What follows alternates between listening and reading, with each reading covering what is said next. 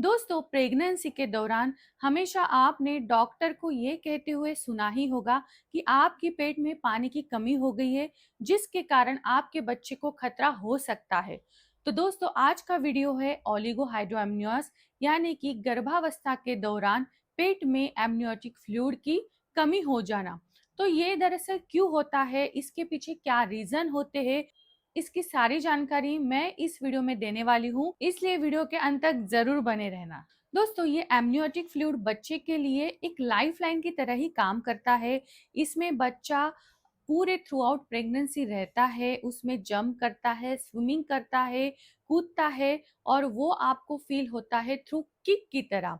और इतना ही नहीं, वो एमनियोटिक फ्लूइड से उसको मदर के थ्रू प्रॉपर सप्लीमेंट्स मिलते हैं, जैसे कि न्यूट्रिशंस मिलते हैं, ब्लड सप्लाई उसको होता है, ऑक्सीजन मिलता है और उसके जो ऑर्गन डेवलपमेंट होते हैं, किडनी, लीवर, लंग्स और गैस्ट्रिक ऑर्गन्स, तो ये सारी डेवलपमेंट के लिए एमनियोटिक फ्लूइड बहुत ही इंपॉर्टेंट होता है। पोस्ट कंसेप्शन के लगभग 12 दिन बाद एमनियोटिक सैक डेवलप होता है और उसके बाद ही तुरंत ही एमनियोटिक फ्लूइड डेवलप होता है।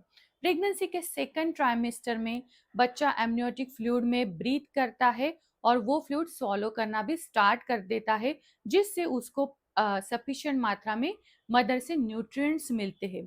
जब इस पानी की बॉडी में कमी हो जाती है तो उस कंडीशन को बोला जाता है ओलिगोहाइड्रोएमनियोस, और जब इस पानी एक्सेस अमाउंट में हो जाता है तब उस कंडीशन को बोला जाता है पॉलीहाइड्रोएमनियोस। एमनियोटिक फ्लूइड मेजरमेंट के लिए एएफआई इंडेक्स होता है, यानी कि एमनियोटिक फ्लूइड इंडेक्स इवैल्यूएशन।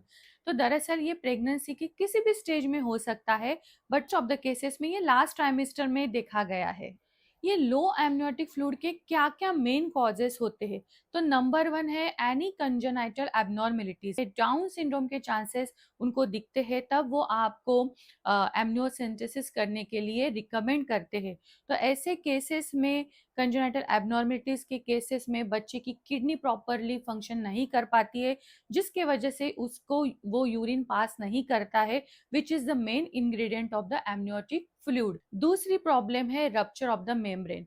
बच्चा एक मेम्ब्रेन से घिरा हुआ रहता है, अगर बाय चांस वो लीक हो गया है, उसको होल आ गया है, रप्चर हो चुका है, तो भी चांसेस है कि फ्लूइड की कमी हो सकती है।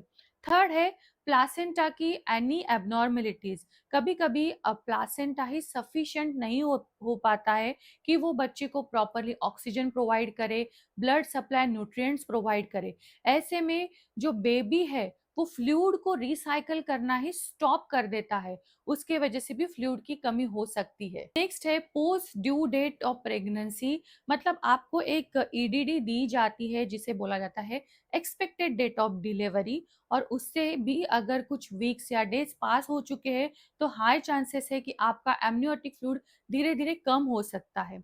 नेक्स्ट है अगर मदर को कोई भी मेडिकल हिस्ट्री है, जैसे कि hypertension, high blood pressure, any heart problem, diabetes, preeclampsia और सीवियर डिहाइड्रेशन के वजह से भी बॉडी में पानी की कमी हो सकती है। Now what are the treatment for this low amniotic fluid?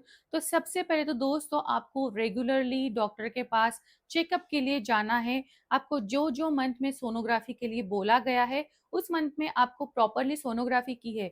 Pregnancy में 2 to 3 लीटर वाटर कंज्यूम करना बहुत ही चैलेंजिंग हो सकता है, तो इसीलिए आप फ्लेवर वाटर ले सकते हो। जैसे कि अगर आप पानी में खीरा डाल दो, या कभी पुदीने के पत्ते डाल दो, या कभी थोड़ा सा लेमन स्क्वीज कर दो, तो वो वाटर पीने में आपको बहुत ही वो टेस्टी भी लगेगा। नेक्स्ट, इस बात का ध्यान रखना कि जो भी आप सब्जी बनाते हो उसमें थोड़ा वाटर आप ज्यादा डालो, थोड़ी सूपी वाली आप सब्जी पिया करो। और अगर नहीं होता है तो आप लंच और डिनर में सूप अगर पीते हो तो ये भी आपकी पानी की कमी दूर करेगा।